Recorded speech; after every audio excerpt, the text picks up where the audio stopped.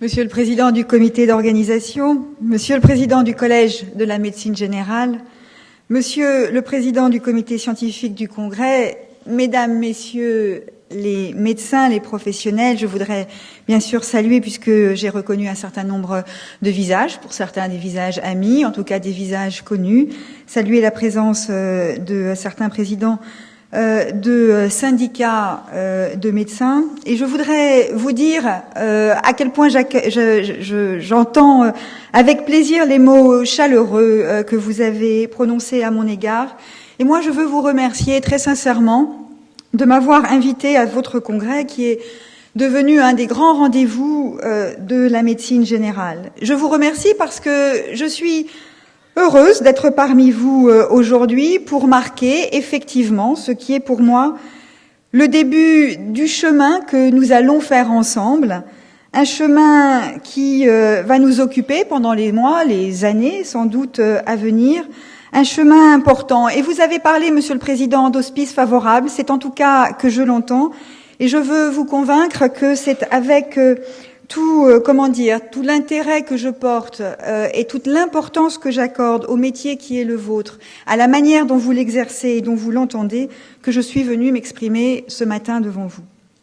Vous occupez en effet, cela n'est pas contestable, une place à part dans notre système de santé, système auquel les Français sont fondamentalement attachés. La médecine générale constitue le socle de la médecine de proximité. Elle est au service, au plus près de nos concitoyens, au quotidien.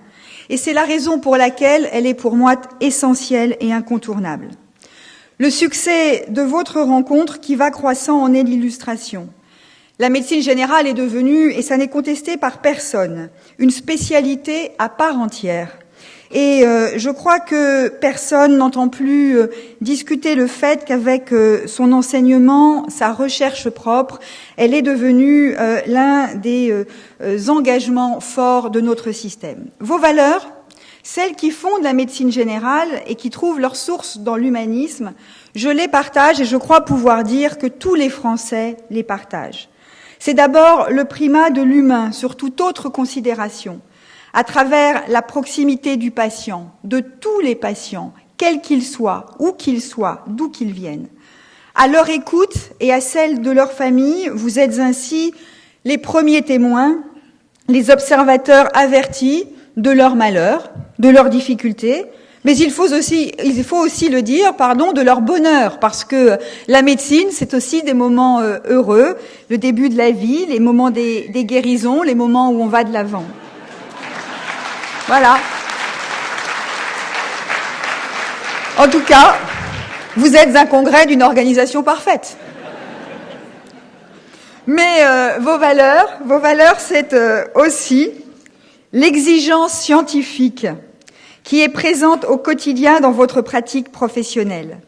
Et je crois que la richesse et la diversité des communications qui ont été présentées à l'occasion de ce congrès le montrent. Vous avez su vous unir, représentants professionnels, scientifiques et académiques, au sein du Collège de la médecine générale, pour porter et défendre vos engagements. Et je souhaite que cette belle aventure puisse se poursuivre dans le même esprit de consensus dans les mois et les années à venir. Vous le savez mieux que personne, nous avons aujourd'hui besoin de faire évoluer notre système de soins. Et la médecine générale est au cœur des changements que je souhaite engager. La santé des personnes et des populations, voilà ce qui guide mon action et ce qui la guidera. En tant que ministre de la Santé, c'est-à-dire à la fois ministre des patients et des professionnels, c'est avec vous que je veux porter ces changements.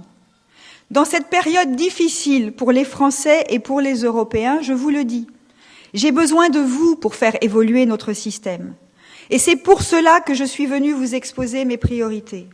Elles auront des conséquences sur l'organisation des soins et en particulier sur les soins de proximité.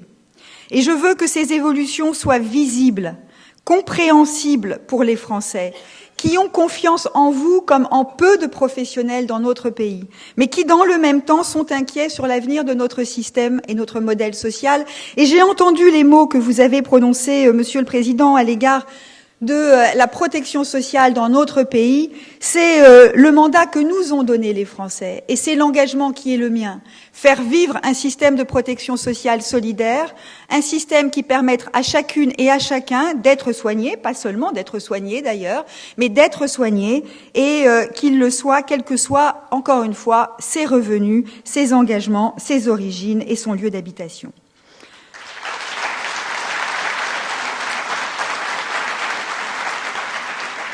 Je veux pour cela mettre en avant 3 priorités. La première est de mobiliser notre système de soins dans la lutte contre les inégalités de santé entre les Français. Ces inégalités se sont creusées de manière inquiétante au cours des 10 dernières années et la pauvreté s'intensifie. Parmi toutes ces inégalités, l'une des plus choquantes et des plus insupportables est assurément celle devant la santé. Le constat en a été largement dressé et donc je serai rapide. Mais je ne peux pas ne pas dire qu'il est inacceptable que dans notre pays, un ouvrier vive 7 ans de moins qu'un cadre. Il reste inacceptable que le nombre d'années vécues en bonne santé varie jusqu'à 10 ans en fonction de la catégorie sociale à laquelle on appartient. Il n'est pas acceptable. Il n'est pas acceptable que dès l'enfance, des jeux soient parfois faits et que, par exemple, l'obésité soit 10 fois plus fréquente chez les enfants issus de milieux modestes que chez les enfants de cadres. Et je n'accepte pas que la santé devienne un indicateur de pauvreté. C'est quelque chose contre quoi nous devons nous engager.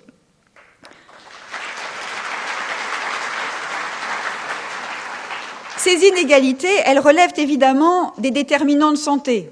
Je n'entre pas dans ce débat, vous le connaissez très bien. Et ces déterminants de santé, ils sont à l'évidence indépendants de notre système de soins. Pour autant, la responsabilité du système de soins dans la reproduction de ces inégalités ne peut pas être ignorée.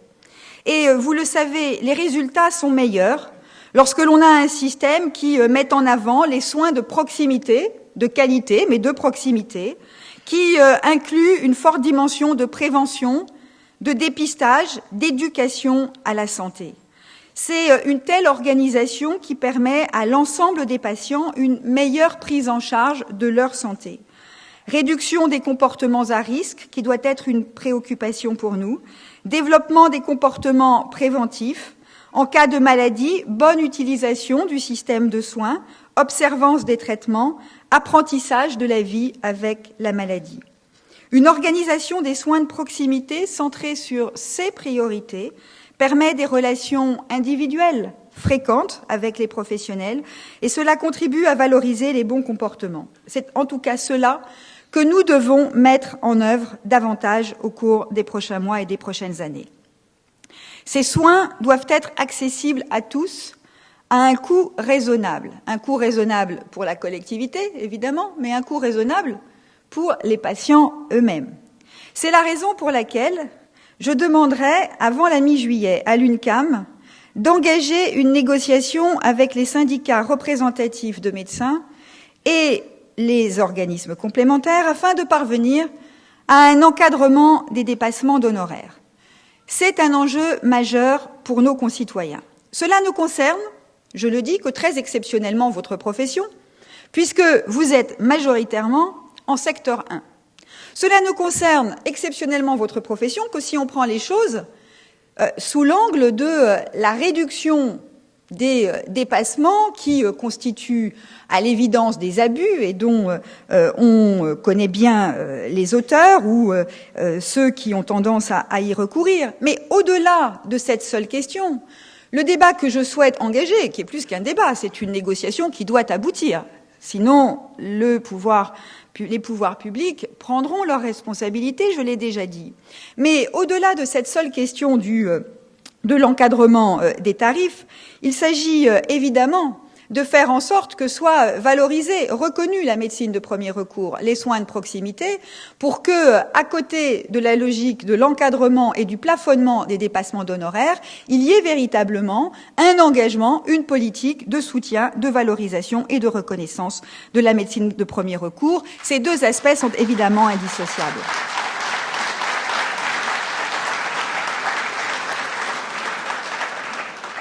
Pour favoriser ou garantir l'accès de tous à des soins à un coût acceptable, raisonnable, nous investirons aussi sur le déploiement du tiers payant, notamment pour les consultations de premier recours, qui, à ce jour, en sont le plus souvent, pas systématiquement, pas toujours, mais qui en sont le plus souvent exclus.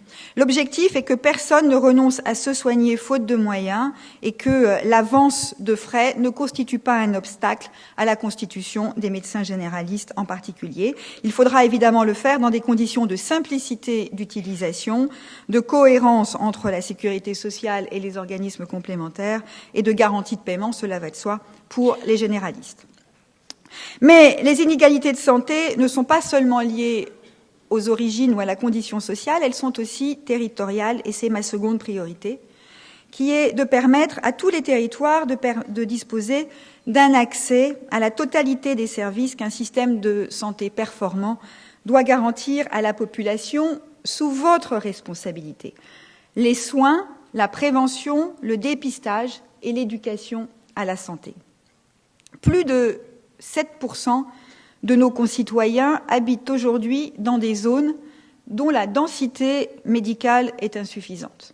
Et je lirai avec intérêt le livre que vous m'avez remis tout à l'heure, qui traduit, j'aurai l'occasion d'y revenir, une réalité que je connais bien. Moi, je suis élue d'un territoire qui est en partie, pas exclusivement, mais en partie rural, et où je vois au quotidien l'engagement des professionnels, des médecins, pas seulement des médecins, leur volonté de pouvoir continuer à exercer dans ces territoires. Mais pour les Français, 7%, on se dit, c'est pas beaucoup, c'est quand même significatif, et c'est 2 millions, surtout 2 millions de Français de plus qu'il y a 5 ans, qui habitent aujourd'hui dans des secteurs de densité médicale insuffisante. Et compte tenu des perspectives démographiques et des départs à la retraite des générations de baby-boomers, c'est pas moi qui vais vous dire que les baby-boomers ne sont pas aujourd'hui en mesure de demander ou ne doivent pas être en mesure de demander à pouvoir partir en retraite. Le fait est que l'avenir est préoccupant.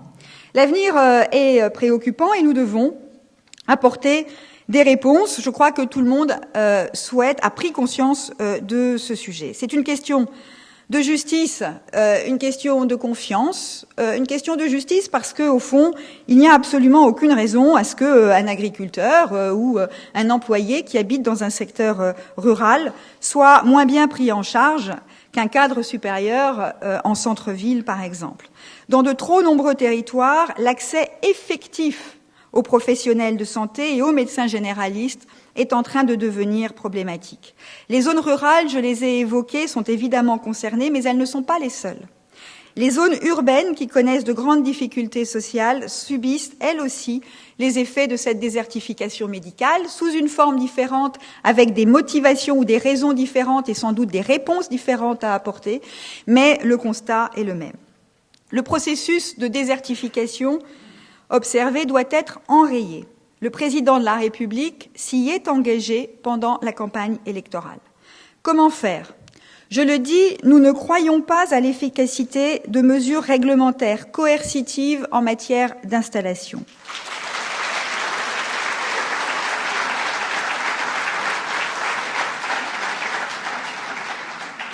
Nous y croyons d'autant moins, à dire vrai, que ces mesures ne concerneraient par définition qu'une partie des professionnels, les plus jeunes, qui se verraient contraints d'assumer à eux seuls toutes les limites actuelles du système. Et donc, il nous faudra être innovants. Et moi, je compte beaucoup sur les jeunes générations. Je le dis, j'en ai rencontré tout à l'heure dans le hall du Congrès. Moi, je compte sur les jeunes générations aussi pour nous accompagner, pour construire, pour que nous puissions construire ensemble les réponses à apporter, à la fois dans l'intérêt de leur exercice, la conception, dans le respect de la conception qu'ils se font, que vous faites de votre métier, et dans l'intérêt, évidemment, de l'ensemble des Français.